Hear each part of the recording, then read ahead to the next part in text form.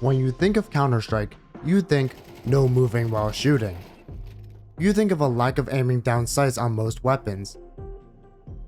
You think of automatic weapons with spray patterns that are difficult to learn, but also rewarding to master. And yet one of Counter-Strike's most beloved weapons breaks all of these three conventions, with that weapon being the csgo, or the Scout Rifle as it is colloquially called. The Scout is a bolt-action sniper rifle, so it stands to reason that two of these conventions would inherently be broken due to the weapon's archetype, so that was a waste of time. But it is the high movement speed and potential for perfectly accurate jump shots that make the Scout one of the most intriguing weapons in all of Counter-Strike.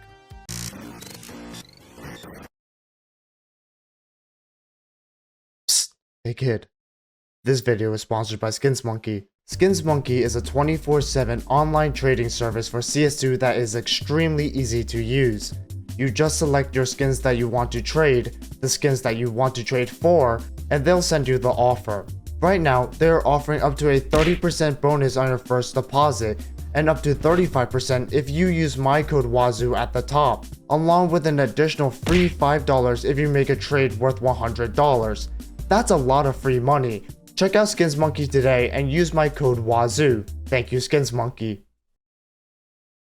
The Scout has been in the Counter-Strike franchise since its inception. Originally designed to be a cheap version of the AWP, the Scout was not super popular in the first Counter-Strike iterations. This is because the Deagle kind of existed. It was hard to justify buying a $2,750 sniper in Counter-Strike Source, when you could buy a Deagle, armor, and a full set of utility at the same price. So even though the Scout was fun to play with, as it had a ridiculously high movement speed and high body shot damage, the value proposition was simply too weak to justify using. So what made the Scout so popular in CSGO and later CS2? In 2013 and 2014, the Scout had gone to price reductions, ending up at a price of $1,700. While it is still relatively expensive compared to the Deagle, the price reduction definitely made it much more competitive in value, and Valve decided to add a little something to differentiate the gun from the rest of the Counter-Strike arsenal, and it changed everything. But before I say this next statement, y'all gotta promise me that you won't get mad. Pinky promise me. Actually, I don't have pinky, so grab a feather or something, alright? Y'all ready? The Scout in CSGO is inherently a gimmick weapon. Now before you get mad, consider that for almost all other weapons in the game, jumping while shooting is a death sentence.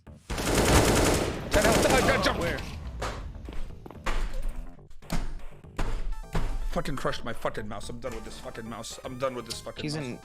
Look at the mouse. Look, that's the mouse right now. That's my final mouse, dude. I'm proud of it, dude. Proud of this fucking final mouse. Pause the game. I don't have a fucking mouse.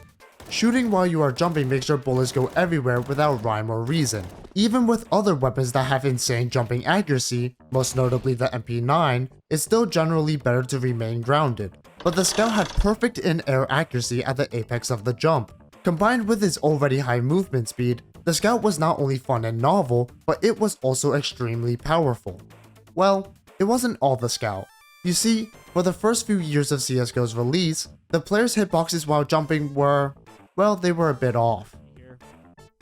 I'm gonna shoot Tom in the face over and over again on my side, but none of these shots would have registered server side, so he'd be alive right now. And let's just go over here so we can actually see him. But if I aim in the dick, I hit him every time, just because, as you can see, that blue hitbox does not follow the model at all whatsoever.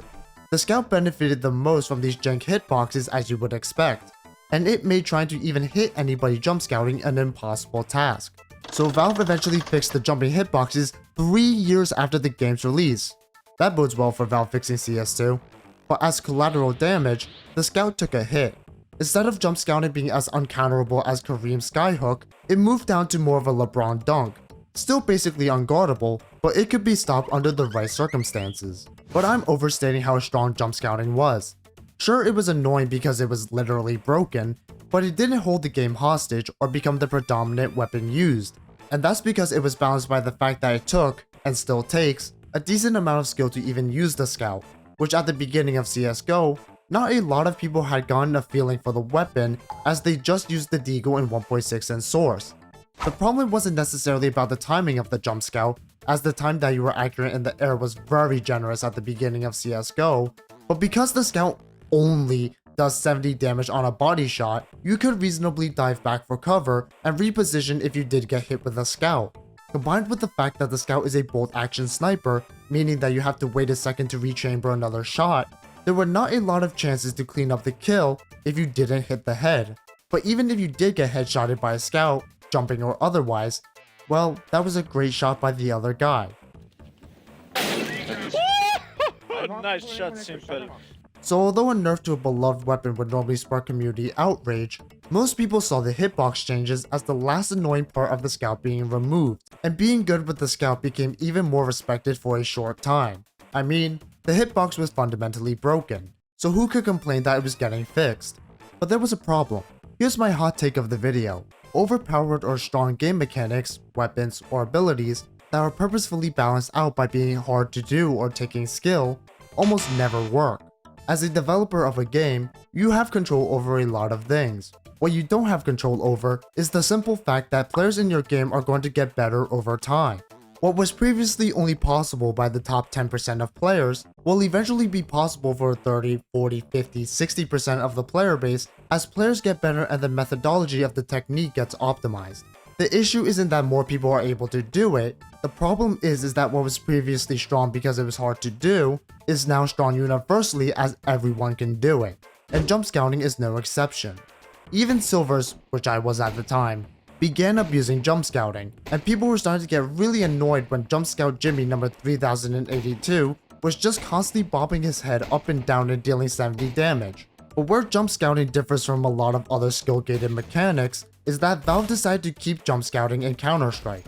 Most developers don't want to deal with the headache that is trying to keep the same satisfying experience of mastering a strong ability without making it difficult for the sake of being difficult. So more often than not, they just remove any skill-gated mechanics. But Valve said, fuck it, and decided to just up the skill gate for jump scouting in 2016, lowering the amount of time that you're accurate in the air from basically the entire time to a very specific time during the apex of the jump. Now, this got a much larger reaction from the community. Some people loved the change, as they felt that jump scouting was too powerful and too annoying of a mechanic to deal with on a consistent basis, while others lamented over the fact that one of the game's most fun mechanics was now too hard to do. But hindsight is 2020, and I think it's pretty safe to say that the patch had done its job very well, considering that there are very few people jump scouting, and if you do get jump scouted, you honestly got dicked on, I can't even hold you. But how? If players will inevitably get better at hard to perform mechanics, why isn't everyone jump scouting nowadays? Well, while some people have adapted, very effectively I might add, jump scouting isn't the best thing that the scout does anymore. Once jump scouting fell out of most people's skill sets, people started to rely on the easier and arguably more fun way to play with the scout, which is using its high movement. Movement speed is a quintessential part of the scout that I somehow didn't mention until now, mostly because jump scouting is a more interesting topic. But the SSGOA has the same movement speed as the Deagle, even while scoped. And this movement speed lets you get away with a lot of bullshit, and hit insane clips where you just run it down mid and kill 4 people in 4 shots. So even though the scout's X factor and initial draw was now a non-viable option, people began to realize that moving at Mach 10 with a sniper rifle was fun, and not something easily replicated by the other snipers in the game. But I specifically draw comparisons to the Deagle again, as the lack of jump scouting reignited the old argument. Why would you buy the scout when the Deagle is so much cheaper? Both have the same movement speed, both have the same one-shot headshot potential, the Deagle had a faster fire rate, and sure, the scout had a scope, but is it really worth $1,000 more? Why buy the scout now that it's lost its one special trait? Well, it all has to do with minimum value. Although neither the scout nor the Deagle had a one-shot body shot, the scout does 70 damage per body shot. Earlier I said this in opposition to the scout, since as a standalone weapon, it can be infuriating not being able to clean up your kills. But as a utility weapon, softening up your opponents for your teammates to finish off became one of the most predominant use cases for the scout.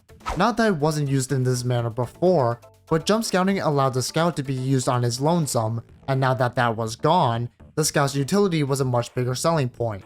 And that's how it remained for a majority of CSGO and CS2, a force-buy option that enabled teammates to take much fairer duels while still allowing the user to have killing potential. But who cares about pro metas? All we care about is the movement. Yeah, sure, SMGs and pistols have the same or better movement speed, but no gun exudes as much aura as running around the map with a scout, quick-scoping people like it's Call of Duty. Although high movement speed might seem counterintuitive for a sniper, as you would normally want to be at long distances to best utilize its range, Counter-Strike is a very fluid game, where 1 second you might need to play defensively, and the next you have to rotate across the map to assist with a sight push. Higher movement speeds doesn't just mean you have to play aggressively, it means that you could play aggressively if you need to, and that's what really matters. Because at the end of the day, the reason why the Scout is as prevalent as it is, because it managed to perfectly balance the 3 aspects that make any game mechanic fun. 1. It is a fully viable and powerful weapon, but it's not broken. While the Scout is used in the current meta of Counter-Strike and has been for a while, it does not tip the balance of the game in a way that feels annoying or unfair. 2. It is satisfying as hell to learn. The Scout takes a considerable amount of skill to utilize as a standalone gun, and has difficult but powerful techniques to spice up the gameplay. However, it is also a very accessible weapon at the same time. The additional zoom making targets larger in perspective and high body shot damage makes the Scout incredibly easy to get value with. A low barrier to entry and a high skill ceiling makes the Scout exciting to learn, but also doesn't feel like a throw pick when you first pick it up. And 3. The Scout promotes varied skill expression. With the high movement speed and jump scouting, there are far fewer limitations on the gun's potential from a statistical perspective. If you want to play hyper aggressive and just Ferrari peek every angle, that's totally valid and often done. If you want to bunker down and play the Scout more like a traditional sniper rifle, that's also completely valid.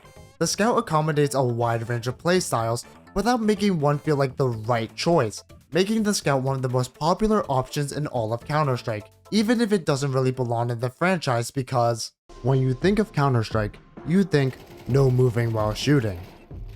Wait a minute, this isn't YouTube Shorts. But this does give me time to say thank you guys so much for 10,000 subscribers. I really never thought I would get this far. And to celebrate, I am giving away this glitch drop signature P250 sand dune signed by none other than the king of P250 sand dunes, Lotus. If you want to find out more about how this P250 sand dune is glitched, or who this mystery god of sand dunes is, check out the interview I did with Lotus in the top right. To enter the giveaway, leave a like and subscribe, but most importantly, leave a comment down below on this video, as it is how I will be drawing the winner as soon as this P250 sand dune is tradable. But anyways, that's all I have for you guys, and I'll see you very soon.